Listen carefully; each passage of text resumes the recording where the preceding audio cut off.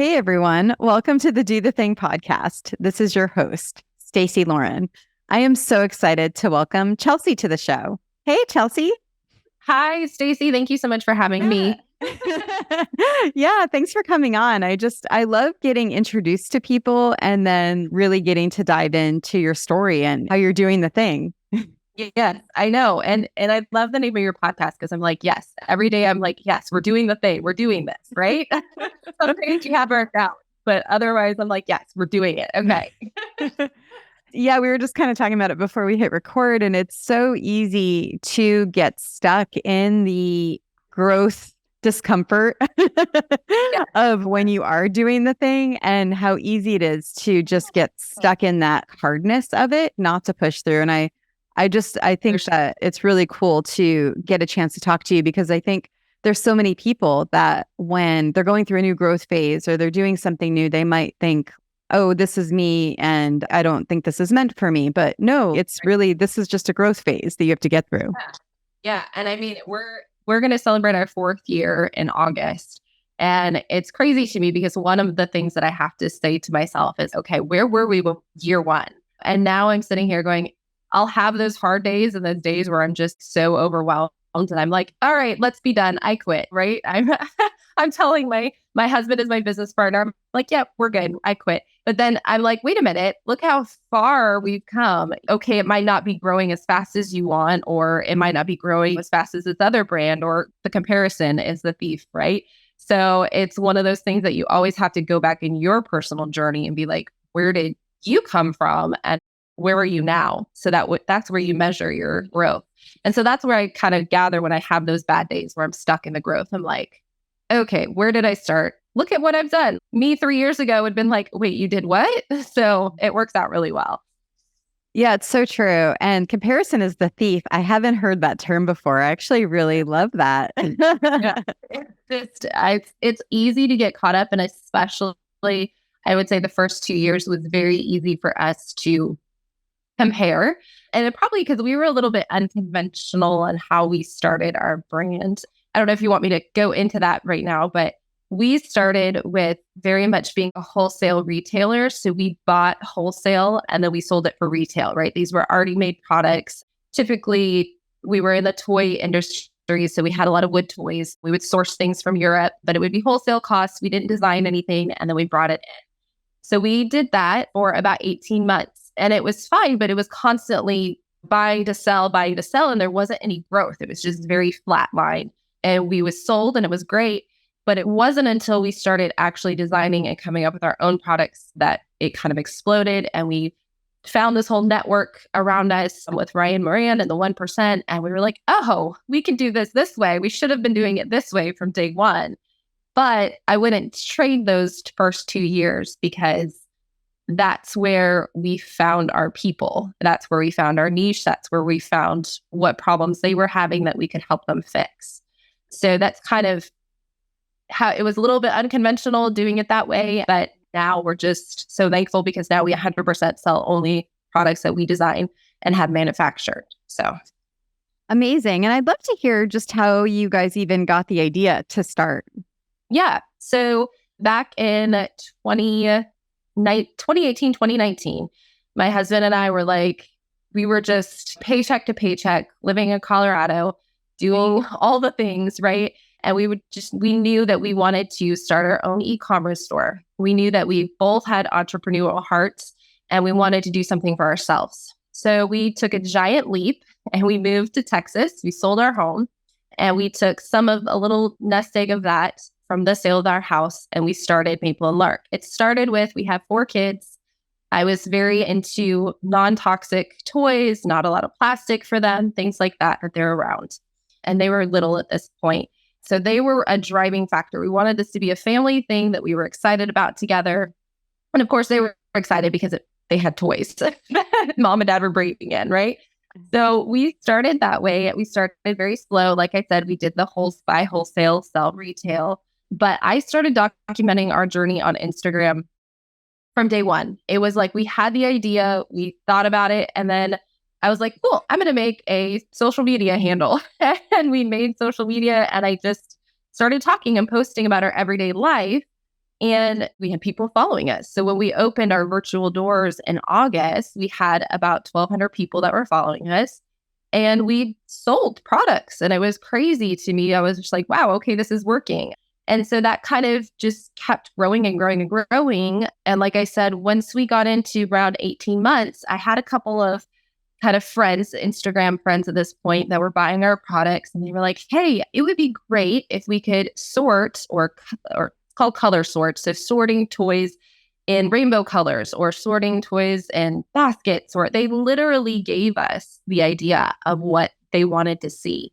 And so I had some experience with sourcing products and manufacturing. We read a lot, we Googled a lot, and we knew that we wanted to support other families and manufacturers that are ethical, that are fair trade, that are smaller and not so just big corporate overseas. So our whole driving force was to find manufacturers for wood toys and then to find them for baskets. So we started with a manufacturer in Ukraine, actually, for our wooden toys that made all beautiful wood toys for us. And that relationship was great. We literally had this mutual, like, hey, we're helping your family, you're helping us. And that was fantastic. Then we found our manufacturer. His name is Steven, and it was rope baskets, and they made rope baskets. We started with the colors of the rainbow, and we bought 500 units, and we just put our own personal money, bought 500 units, and we sold out in 10 minutes when we launched. Oh my God. Yeah. I have a video of the first day that we did it, and I was crying laughing because I was like, I don't know. My husband was at his part-time job that he was doing. And I was just like, oh my gosh, freaking out. My kids were around us. We're like, okay, what is this? We have to figure, where do we go from here? I wasn't expecting to sell out. So it's really grown for us, and not without the lows. This is kind of the highlight reel, right? But the biggest part that grew for us was our community. And we call them, so our name is Maple and Lark, but we call our community the Larkies. They're really just the soul of Maple and Lark. And they're there for us through the highs and lows. I didn't change anything. I still show behind the scenes of our family and our life as we grew on social media. And they show up every release, everything, even if they don't buy, they're sharing. That is just amazing to me to have that support system. So even if I go on there and be like, we have a delay. We had the worst delay in shipping history this last April. Our cargo ship broke down halfway. It had to turn around. It was supposed to be a 15-day by sea. It turned into 60 days. It was just the delay after delay. And I was honest with them. And I was like, hey, you pre-ordered these items, but we're delayed. And they were like, oh, we're so sorry. And they were saying sorry to me that they're having to wait on their product, but they're saying sorry to us. Like, hey, we're so sorry. I'm so sorry you have to go through this. And that was just, I'm like, wait a minute. I'm supposed to be saying sorry to you. Like, you from your product. So. Yeah, it's almost like they saw your heart through you guys sharing everything that you've been sharing. So then they are able to be a part of that journey with you. And so it makes it where they feel just a part of everything that you're going through. Yeah, it's very true. They feel like they're one of us through it all. And that's just really special. And even if we grew pretty quickly, and we have about 45,000 followers now, but it's just so organic how we grew. We didn't do the big giveaways. We didn't do the big where you pay in a ton to get followers. It was very organic growth, telling everybody, or friends telling friends, I guess I should say, about us. So that was nice. Where are you mostly at with your community? Is it mostly on Instagram, or are you also on Facebook? Or Yeah, so we have a Facebook group, but mostly Instagram. We have a TikTok. I just can't seem to get that avenue. Like we have some people that followed us on there, but I'm having a hard time with that. But primarily, I feel like our niche, our base is on Instagram. So that's primarily where we are. And then, of course, email lists and things like in text messages. Yeah. Well. So how are you guys keeping yourself going through all these hard things? So when you have the shipping issue, and I'm sure there's been other things coming along the way, what's been kind of your strategy to be able to get through that stuff? Oh, man. So it's my husband and I, and we are the support, right? So I would say, like I said at the beginning, there's definitely times where you focus on how far you've come, how far your growth, right? Always going back to that. But honestly, just some days are rough. Some days just suck. They just are what they are, and you have to just kind of sit in that a little bit. But it's one of those things I tell my husband, like, okay, I'm quitting. I'm done. We're done. Let's close the store. We're done. And then he always just goes, okay, whatever you want, it's okay. Because he knows the next day we're going to pick ourselves up and we're going to trudge on. It's kind of letting yourself stay in those days where you are in an entrepreneurial grind.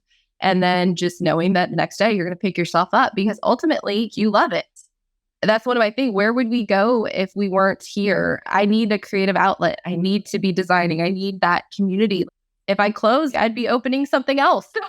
I would love to hear more about what having this business has done for you and your family. So my husband worked a very conventional job. He would leave at 7. He would get home at 7. He'd see the kids for 30 minutes and then they would go to bed. And so it was rough. It was hard. So having this now has brought so much flexibility to our family that it's just, if we need to take an afternoon off, we can take an afternoon off. So if there's an emergency, a kid is sick, we have so much flexibility because we are the owners, we are the boss. I think one of those things is we went from living there and now we're in Texas and now we are on a 5-acre farm. We've got a 1,500 square foot warehouse that we built. So literally my work is right outside my door. So I'm able to still be a homeschool mom, still work from home and set my own hours. So that is key for me. Otherwise, I'd be working outside of the home and that's fine too. But for my personal heart, I feel like I want to be here with my kids. I want to be able to homeschool them. So being able to just walk to the warehouse is great. It's also raising the next generation of entrepreneurial kids. My son is 13 and he loves to go work out in the warehouse and he gets to make money and he gets to break down boxes or help move boxes and be the muscle. And he keeps coming to me every day with different business ideas. So I think it's just realizing that you don't have to just be stuck in a mold of life. You can go different directions. And if it's starting your own e-commerce store or designing something or taking up a trade, it's just, the world is literally their oyster. So I think it's really important for our family, for them to see the hard work, because it is hard work, for them to value the life they have because they see how much work it takes, but to also just give us so much flexibility in life. So that's really special to us. And what would you say your dreams are for you, the company, and kind of where you guys want to go? So, I mean, I have probably about 15 more ideas that I would love to see come to fruition as far as products go for our company. I've got lots of dreams there. So honestly, I'm looking at, it would be great to get to the point where it possibly is more sustainable, more ran by itself, less involvement for me, things like that. So hiring on more people than we have right now, growth that way. We're right at this pivotal point where it's like, we need that, but yet we need just a little bit more. It's still that the owners still have that grind, right? We're still trying to grind and we're still putting into our company too, as much as we're taking out. So it's kind of that next step. It just feels like one more step. And then it's like, okay, we can be a little bit more hands off. We can hire in more help. We can do things like that. So I feel like year 5 is really going to be pivotal for us. My dreams for this would just to still have that community feel, no matter how big or little, or if we stay the same. That's just so important that we're helping other families with their organizational needs. We're not the container store, but we're relating and finding things that can help your home as well as our home and having that connection. So as long as that connection is still there with our customers and our community base, then wherever this business takes us is good. Yeah. And I love that you found your niche with when you didn't have a huge idea in terms of where it was going to go in the beginning. It sort of evolved along the way as you started listening to your community. Yeah. And I think that's one of those things. I knew we wanted to be in the toy world and the wooden toy world, and kind of how we started that. I could have seen us doing that forever or designing stuff, but it was just this 90-degree turn of, wait a minute, here's this opportunity that you could fulfill for these people.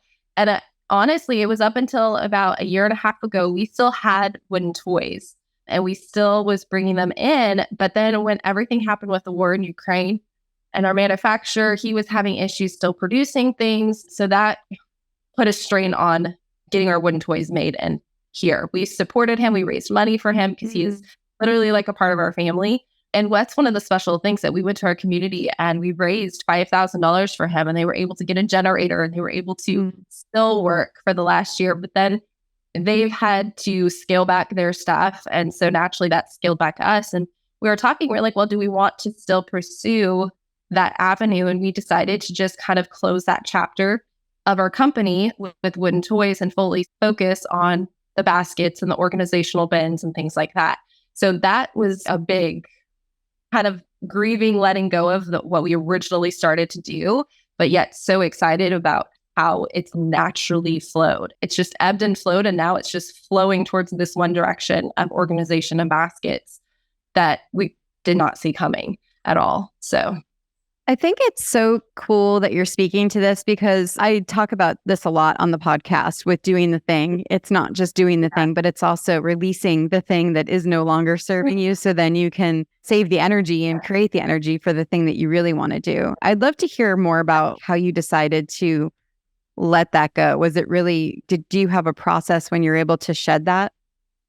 Yeah. So I guess I should say, as far as the wood toys, a couple of things that it comes down to is how, obviously, a business is business. You have to look at facts. So you look at the hard numbers, you look at what's selling, what's not selling, and you look at how much is it cost to get those products in, what's your profit margin, all of those things, right? And so that's kind of what you look at for us at the base. But then we're like, okay, we're still profiting, we're still making money, but if we took that and invested it more onto this product or this idea that's doing even better, it's putting all your energy into something else and letting that go away, even though that's still profiting. You're still getting stuff, but there's only so much of you. There's only so many resources that you have.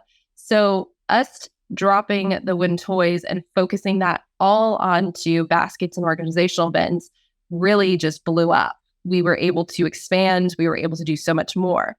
But then on a smaller sense, we have how we do our baskets is we have a lot of colors, but we do a lot of limited editions. We retire colors, we bring in new colors. It's never, we have our core colors, but I don't want to keep 37 colors in stock in 20 different basket styles. For us, that's just a lot of in-house to keep track of.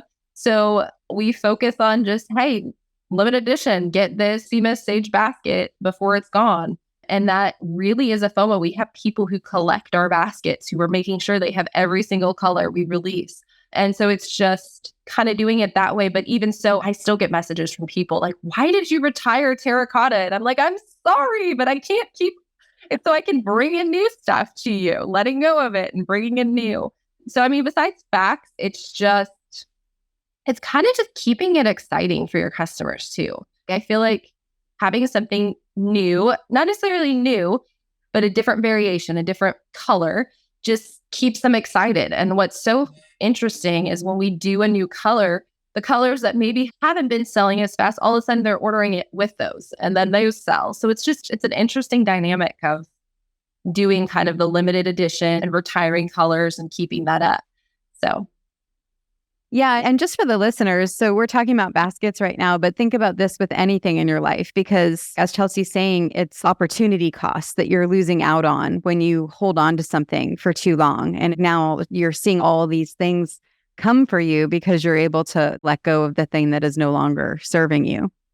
Yeah, for sure. And that's kind of one of those things. I mean, honestly, that's anything in life too. I mean, personal life, family life.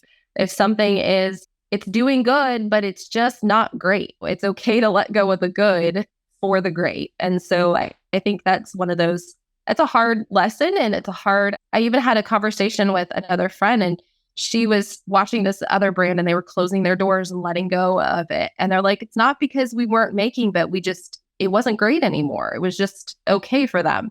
And even making that decision, I feel like sometimes as business owners, we hold on to something for so long to the point where it's either bringing us down, putting us in debt, or you should have shed that 3 months ago. And so it's kind of knowing when to be like, yeah, okay, before this starts declining. And it could be anything. It could be products, it could be relationships in the business world, it could be whatever it is. I mean, it's a hard thing even when you have to let go of shipping, where you have your warehouse help, like moving from one company to another if they're shipping in their warehouse, things like that. You just have to let it go. So Yeah. And then you're making so much more time for the things that are going to be able to serve you better. On that note, I'd love to have you share how you're managing it all. Because I mean, you're homeschooling, that's doing the thing. You've got this business going. How do you kind of prioritize? How are you able to keep up with everything? Yeah. So I would say that, I mean, I could lie to you and say I have a super strict schedule and it's laid out from 9 to 5. No, it's not.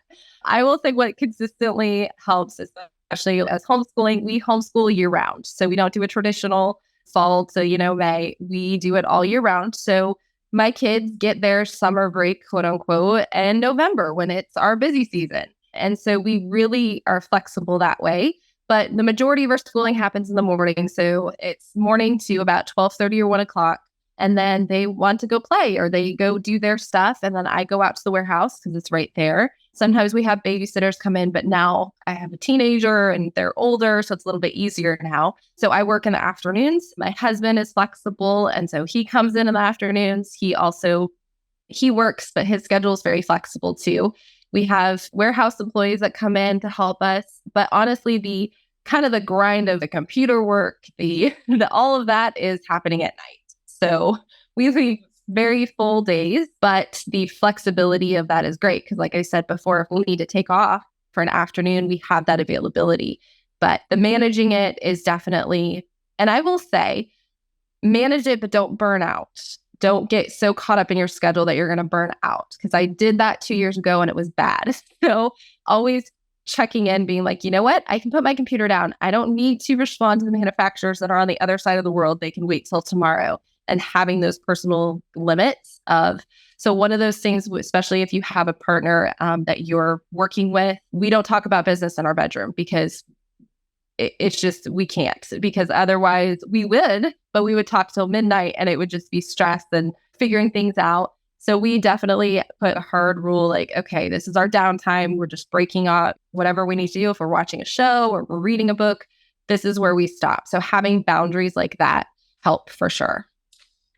That is such good advice. That is really good. It's easier said than done.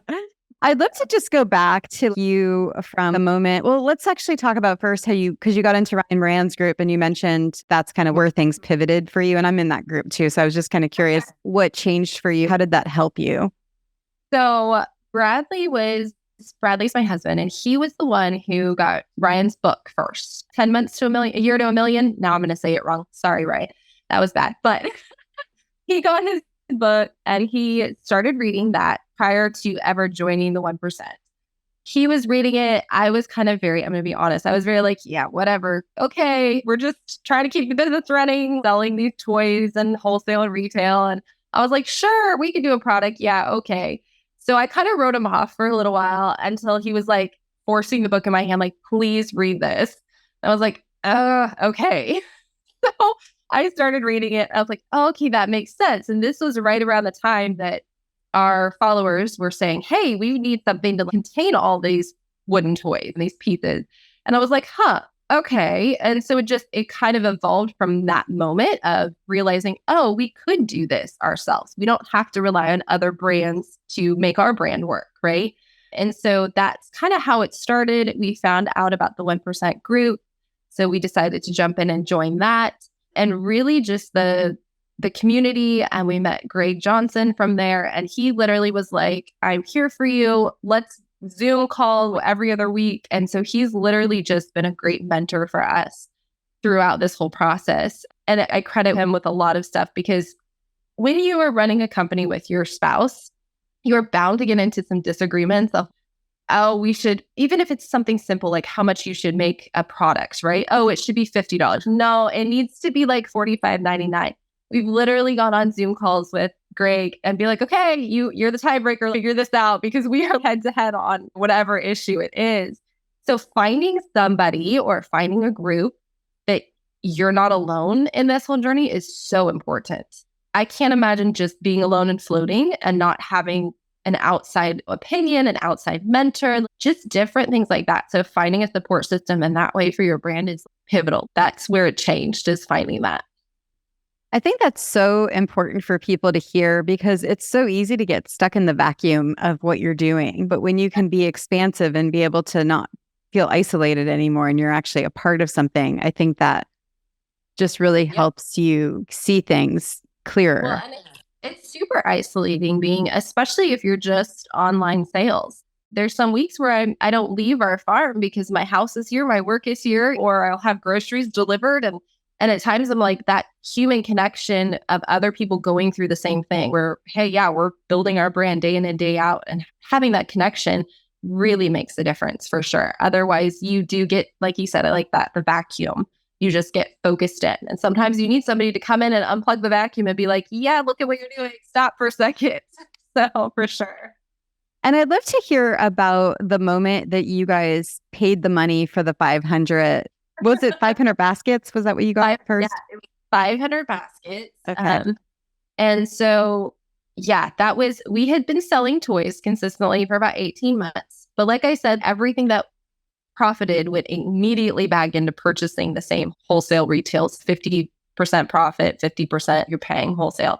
So from when we sold the house, we had a little bit of a nest egg left. So it was one of those moments like, okay, we're reinvesting our personal money into our brand. And that's scary because, brands do this all the time, right? They get investors, they get people to give them money to invest for either percentage or whatever. But to say, okay, I'm really investing in myself. I'm taking my personal money and investing it into a brand and hoping that it works. That's a big deal because if it fails, it's just, well, you're personally out and your brand is out. So that was kind of hard. I mean, it was something like, I want to say $4,000. It wasn't at the time, it felt like a lot, but it really, now it was minimal. But $4,000 we took, and I remember doing a wire transfer and sending it because at the same time we've gotten samples from the manufacturer. You kind of established a relationship, but that's scary to be like, here's our hard-earned money. Please send me products. And so when it showed up, that was a huge relief. And then it was like, okay, we literally sat down and we were like, if it doesn't sell, we can mark it so far down and put it so far on sale. We'll recoup our money so we can at least recoup the cost, right? I think that's it's silly to think about now in that sense, but that was our backup plan. If it doesn't sell, a lot of times people won't make the step because they're too scared of what will happen. But you guys already future paced with what would happen if it didn't sell. And so since you had that idea in your head, it made you feel comfortable to be able to do it. Exactly. That was our fallback. I mean, otherwise, how am I going to decorate my house with 500 baskets? I don't know. You'd have a lot of Christmas gifts for. Yes. You get a gift basket. Sure. Yeah. Well, that's amazing. And then to have proof of concept, to have it just sell out within 10 minutes is insane. It was insane, for sure. We talked to Ryan on a call. It was a community call, and they had us on video chat about 2 weeks after that. And we were like, we don't know what we're doing. We sold out in 10 minutes. He was like, have you ordered more? And we're like, we're trying to figure it out. He was like, keep going. I was like, okay, we need to keep going. We're doing this. That's so awesome. Yeah.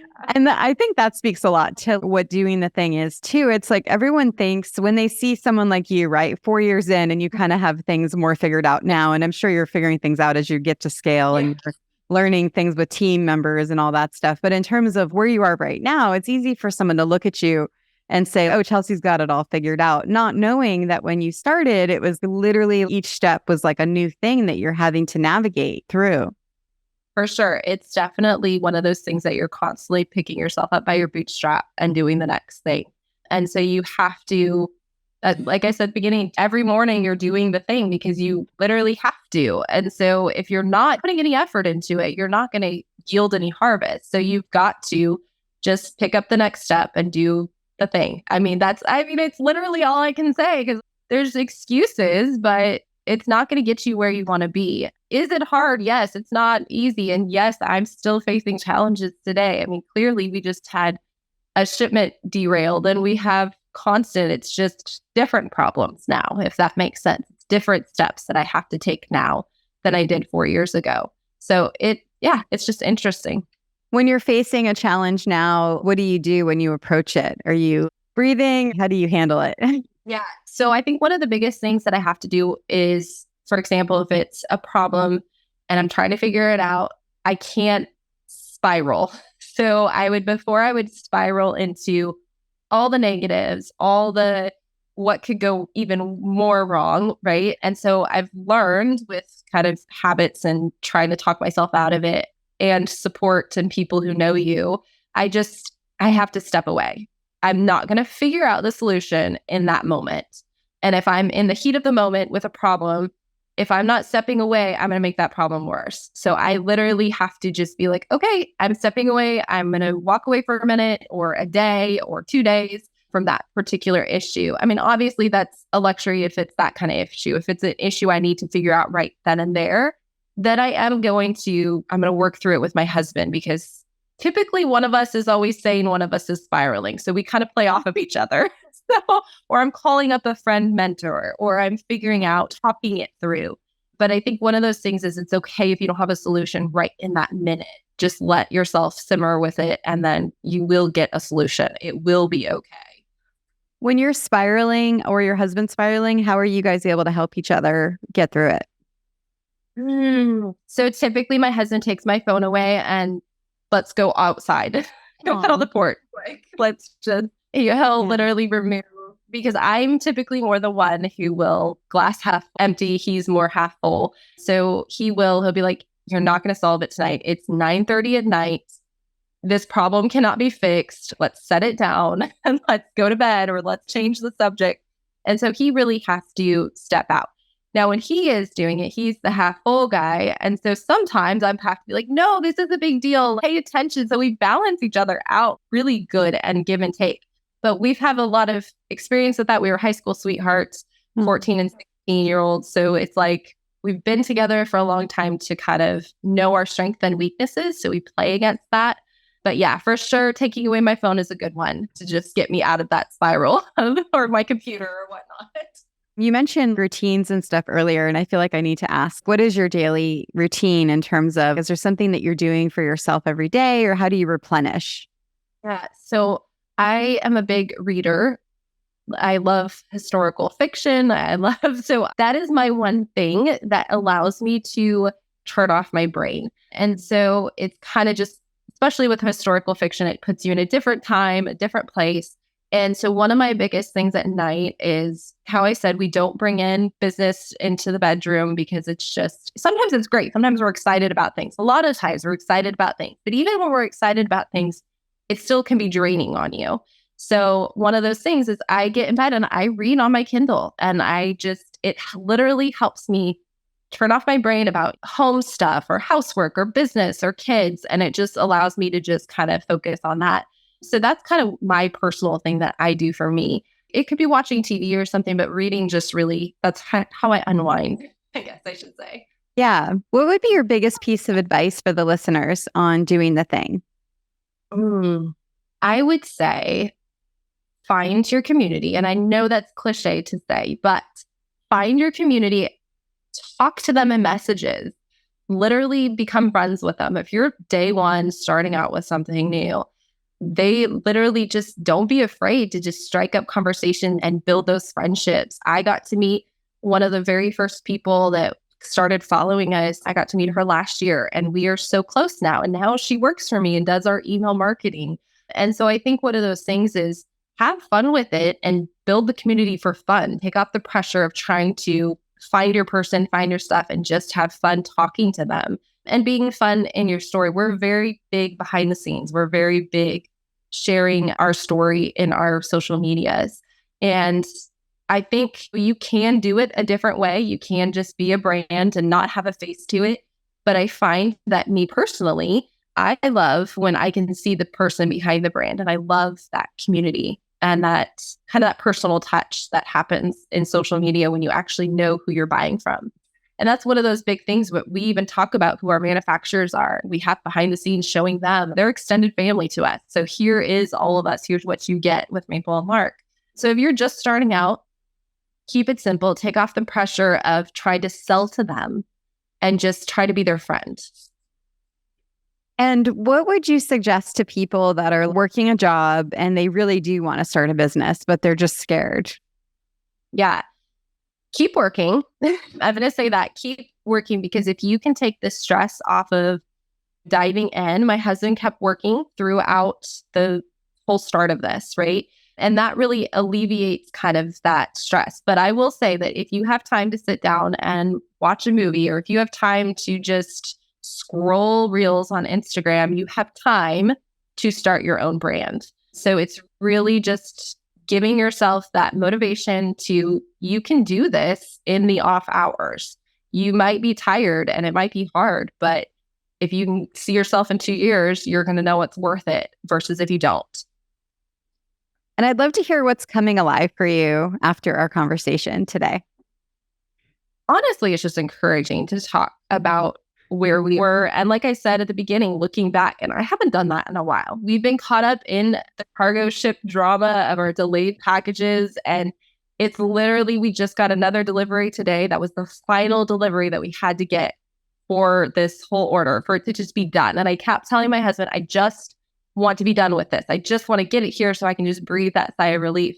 So I'm literally walking into this podcast with you, finishing that delivery, checking that in and going, okay.